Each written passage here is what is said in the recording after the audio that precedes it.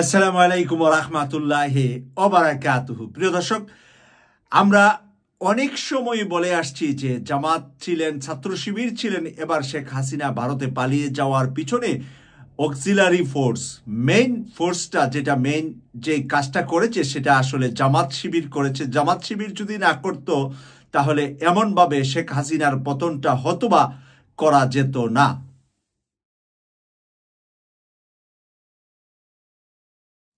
কিন্তু বিজয়ের পরে দেখা গেছে যে জামাত শিবির এই ক্রেডিট নিয়ে যাবে, সেই কারণে এই ক্রেডিট নেওয়ার জন্য বিভিন্ন রাজনৈতিক দল বিভিন্নভাবে তাদের সংখ্যা দিতে শুরু করলেন যে কার দলের কত মানুষ মারা গিয়েছে এই জুলাই অগাস্টের বিপ্লবে।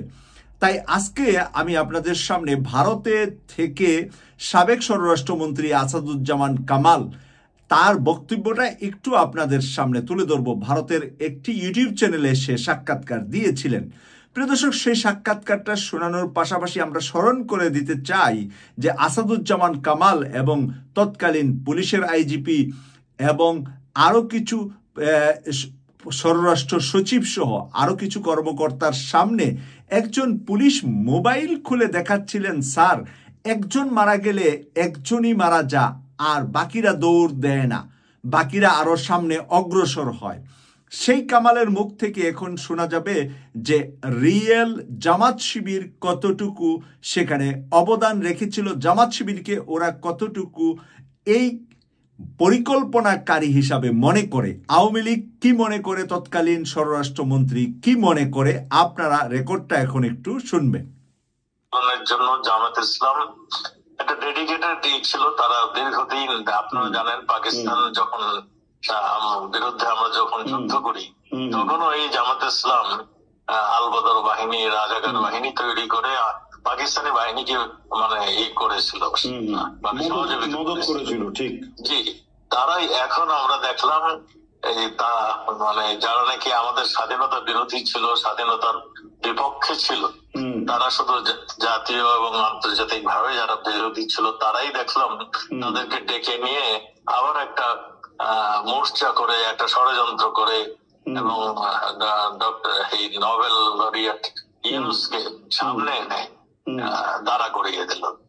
এরপরে যে ঘটনাগুলি আপনারা সবাই দেখেছেন, পুলিশ তাদের জীবন রক্ষার্থে, তারা তাদের থানার অস্ত্র রক্ষার্থে, আমাদের জেলখানা তাদের বন্দীদের রক্ষার্থে তারা বাধ্য হয়ে মানে তাদের সেলফ ডিফেন্স কিংবা তাদের অস্ত্র রক্ষার্থে তারা মানে শেষ পর্যন্ত যেটা ইউজ করতে হয় সেটা করেছে।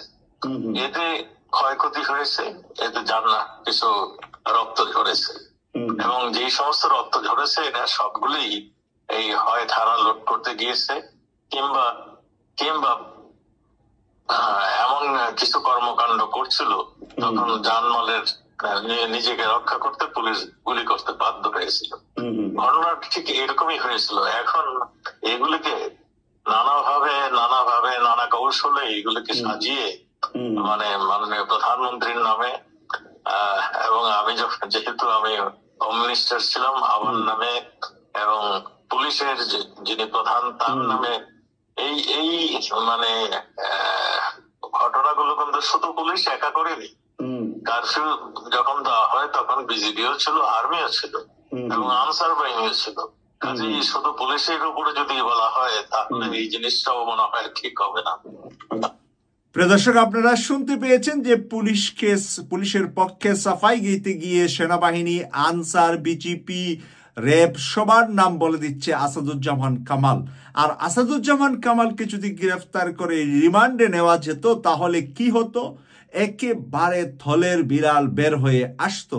আজকে শেখ হাসিনার পক্ষে সাফাই গেতে গিয়ে, তার নিজের পক্ষে সাফাই গেতে গিয়ে, সে যেহেতু স্বরাষ্ট্রমন্ত্রী ছিল, পুলিশ সেদিন পুলিশের উপর আক্রমণ হচ্ছে এবং পুলিশ মানুষের নিরাপত্তা দিতে গিয়ে পুলিশ বাধ্য হয়েছে গুলি করতে, মানুষের উপর মানুষ মেরেছে, এখানে রক্তপাত হয়েছে, কিছু রক্তপাত হয়েছে। আর সে নিয়ে আসছে যে ৭১-এ জামাত ছিলেন, আলবদর আল শামস বাহিনী বানিয়ে তারা যেরকম একটি শক্তি যোগান দিয়েছিলেন, আজকে শেখ হাসিনার পিছনে তারা এই শক্তিটা যোগান দিয়েছেন এবং তারা ছিলেন ঐক্যবদ্ধ শক্তিশালী একটি সংঘবদ্ধ অবস্থায়, যেই অবস্থাটার মোকাবেলা করতে পারে নাই শেখ হাসিনার সরকার। শেখ হাসিনার সরকার যদি জামাতের মোকাবেলা করতে না পেরে থাকে, তাহলে ভবিষ্যতের বাংলাদেশে কেউ যদি স্বপ্ন দেখে যে জামাতের মোকাবেলা করবে, জামাতকে বাদ দিবে, জামাতের বিচার করবে, জামাতের ক্ষয়ক্ষতি করবে, বা জামাতকে বাদ দিয়ে রাষ্ট্র পরিচালনা করবে, জামাতকে বিরোধী দলেও থাকতে দেওয়া হবে না, সরকারি দলে যদি জামাত মানে সংখ্যাগরিষ্ঠ আসন পা, তাদেরকে সরকার হিসাবে মেনে নিতে চাবে না, এই কথাটা যদি কেউ বলেন এই মুহূর্তে বা ভবিষ্যতে বলেন, তাহলে তাদের জন্য বাংলাদেশের রাজনীতিটা কত বড় কঠিন হতে পারে বলে আমরা যেই আসাদুজ্জামান কামালের মুখে বক্তব্যটা শুনেছি, এই বক্তব্য থেকেই আমি মনে করি এনাফ। জামাত যে একটি মানে বটগাছ, বাংলাদেশের রাজনীতিতে বটগাছ হয়ে তৈরি হয়েছেন, এই বটগাছের যে কত পাওয়ার, সেই পাওয়ারটা কিন্তু আসাদুজ্জামান কামাল টের পেয়ে ভারত পালিয়েছেন এবং তার যত বাহিনী ছিল প্রত্যেকটা বাহিনী পরাজিত হয়েছে এই জামাতের কাছে।